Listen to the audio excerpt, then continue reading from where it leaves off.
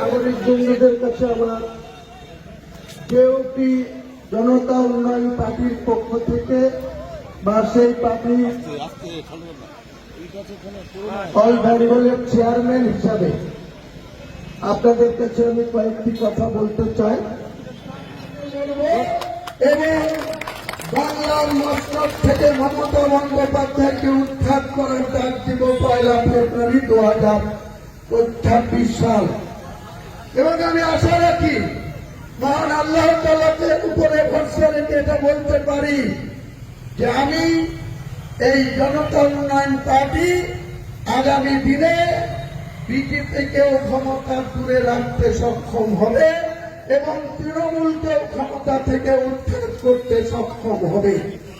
আম জনতার পার্টি জনতা উন্নয়ন পার্টি তাই আগামী দিনে আমি যারা চাই বাংলায় দুর্নীতিগ্রস্ত সরকারকে পরাস্ত করতে, চাকরি বিক্রি করা সরকারকে পরাস্ত করতে, 25,752 জনের 8 বছর ধরে চাকরি করার পর সুপ্রিম কোর্টের নির্দেশে চাকরি খারিজ হওয়ার পর মমতা ব্যানার্জি বলেছিল panel A, panel B, panel C, panel E নাকি রেডি আছে। 31 ডিসেম্বর 2025 অতিক্রান্ত মুখ্যমন্ত্রী আপনি আর কত মিথ্যাচার করবেন? আপনি ওবিসি নিয়ে মুসলমানদের সঙ্গেও মিথ্যাচার করেছেন।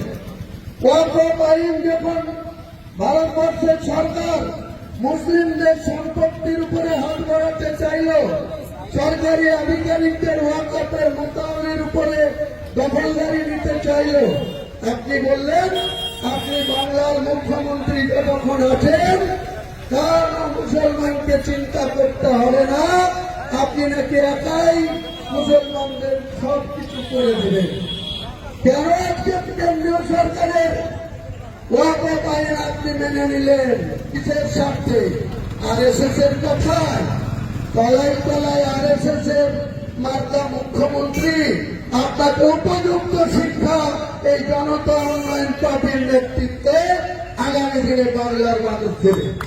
তাই পলাশীর এই প্রান্তে পলাশীর ইতিহাস 1757 খ্রিস্টাব্দে বাংলা বিহার বিশ্বের শেষ নবাব এই পলাশী থেকেই পরাজয় স্বীকার করেছিল।